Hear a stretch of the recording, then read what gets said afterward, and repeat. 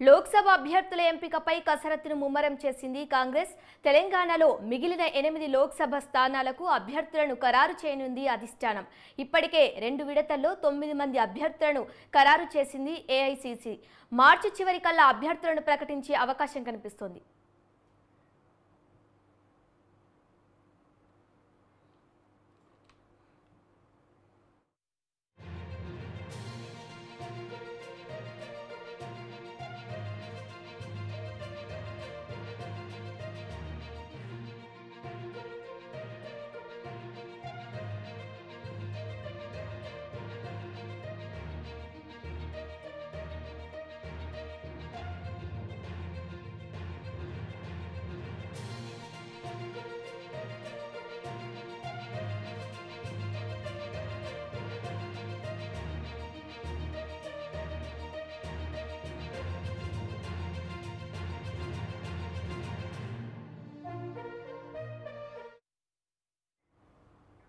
లోక్సభ అభ్యర్థుల ఎంపికపై కసరత్తును ముమ్మరం చేసింది కాంగ్రెస్. తెలంగాణలో మిగిలిన 8 లోక్సభ స్థానాలకు అభ్యర్థులను ఖరారు చేయనుంది అధిష్టానం.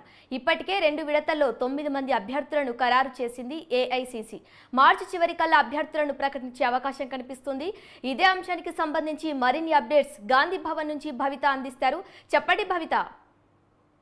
కాంగ్రెస్ పార్టీ వచ్చేటువంటి లోక్సభ ఎన్నికలకు సంబంధించి అభ్యర్థుల ఎంపిక చివరి దశకు చేరింది. అయితే దీనికి సంబంధించి ఇప్పటికే 17 స్థానాలకు సంబంధించి దాదాపు 9 మంది అభ్యర్థులను ఇప్పటికే 2 దశల్లో విడుదల చేయగా మిగతా 8 మంది అభ్యర్థులకు సంబంధించి లిస్టు దాదాపు చివరి దశకు చేరింది. అయితే ఎల్లుండి 2027న సిఈసి సమావేశం ఢిల్లీలో మరోసారి బేక్ కానుంది. ఈ సమావేశానికి సీఎం రేవంత్ రెడ్డితో పాటు డిప్యూటీ సీఎం బట్టి విక్రమార్క అలాగే పార్టీ మెంబర్ అయినటువంటి ఉత్తమ్ కుమార్ రెడ్డి కూడా ఈ సమావేశానికి హాజరు కానున్నట్టుగా తెలిసింది. అయితే ఇప్పటికే దాదాపుగా 9 మంది అభ్యర్థులను ఖరారు చేసినటువంటి అధిష్టానం మిగతా 8 మంది పైన తీవ్ర పోటీ ఉన్న నేపథ్యంలో మరోసారి 1-2 సార్లు ఇటు తెలంగాణ వ్యవహారాల ఇన్ఛార్జ్ దీపాదాస్ మున్షి వరుస భేటీలు నిర్వహిస్తుంది. అంతేకాకుండా మరోసారి వాళ్ళపైన సర్వే నిర్వహించి ఎవరిని బరిలో దింపాలనే దానిపైన తీవ్ర కసరత్తు ఇటు పార్టీ చేసినట్టుగా మనకు తెలుస్తుంది. అయితే మిగతా 8 స్థానాలకు సంబంధించి దాదాపుగా మిగిలినటువంటి ఇప్పుడు వరంగల్ చూస్తే వరంగల్ నుంచి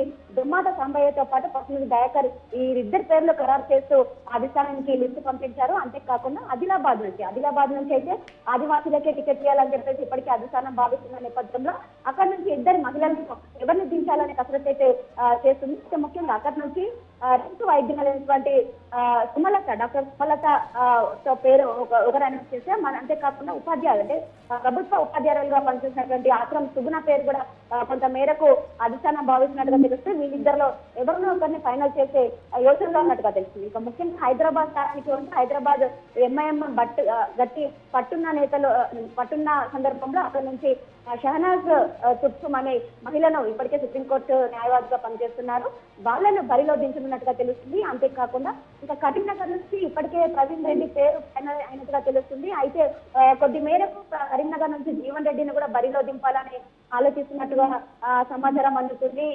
జీవన్ రెడ్డి పేరు కరీంనగర్ నుంచి నిజామాబాద్ నుంచి అది కొంత మేరకు స్పష్టత రావాల్సింది. అయితే ఇటు కరీంనగర్ కావచ్చు నిజామాబాద్ కావచ్చు. అయితే జీవన్ రెడ్డి మాత్రం తన స్థానమైనటువంటి నిజామాబాద్ నుంచే పోటీకి సై అంటున్నట్టుగా తెలుస్తుంది.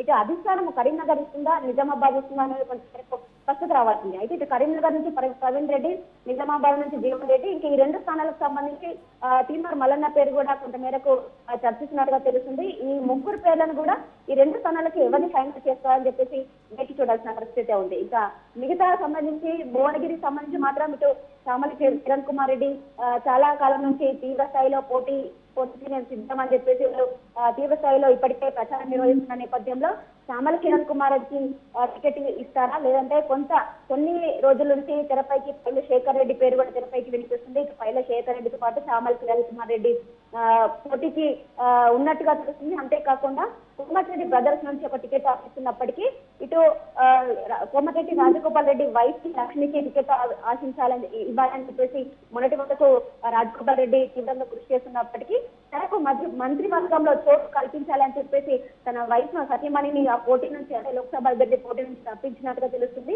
అయితే లోక్సభ అభ్యర్థిగా ఛాన్స్ ఇస్తారా, లేదు అంటే మంత్రివర్గంలో చోటు కల్పిస్తారా అనేది కొంత మేరకు వేచి చూడాలి. ఎందుకంటే ఇప్పటికే అన్న అయినటువంటి కోమటిరెడ్డి వెంకటరెడ్డి కూడా ఇప్పటికే మంత్రివర్గంలో చోటు దక్కించుకున్నారు. ఇంకా ఒకే కుటుంబం నుంచి ఇద్దరికి మంత్రివర్గంలో చోటు కల్పిస్తారనేది మాత్రం కొంత మేరకు వేచి చూడాల్సిన పరిస్థితి అయితే ఉంది. అయితే ఇప్పటికే దాదాపుగా 9 మందిని ఫైనల్ ఇప్పటికే ఆ లిస్ట్ విడుదలైతే మిగతా 8 స్థానాలకు సంబంధించి ఇటు హైదరాబాద్, వరంగల్, భువనగిరి కావచ్చు, కరీంనగర్ కావచ్చు, నిజామాబాద్ కావచ్చు, అంతేకాకుండా మెదక్ నుంచి నీలం మధు పేరు కూడా వినపడుతుంది. అయితే వీళ్ళందరినీ కూడా ఫైనల్ చేస్తూ ఒకేసారి చివరి జాబితాగా అంటే దాదాపు ఈ నెల 27న జరిగేటువంటి సమావేశం అనంతరం ఒక కీలక సమావేశం అనంతరం ఒక కొలికి వచ్చే ఛాన్స్ ఉన్నట్టుగా తెలుస్తుంది. ఇప్పటికే సునీల్ కొనుగోలు టీం చేసినటువంటి సర్వేలు కావచ్చు, దీపాదర్శి వాట్సాప్ డ్యూటీలు కావచ్చు, అధిష్టానం దగ్గర ఉన్నటువంటి నిర్ణయాలు కావచ్చు, అన్నిటినీ దృష్టిలో పెట్టుకొని వచ్చేటువంటి సమావేశం అనంతరం ఆ రోజు మిగతా 8 మందిని ఫైనల్ చేసే అవకాశం ఉన్నట్టుగా తెలుస్తుంది. ఆ రోజే పేర్లు ప్రకటించనున్నట్టుగా తెలుస్తుంది. Sirisha. Okay Bhavitha, thank you.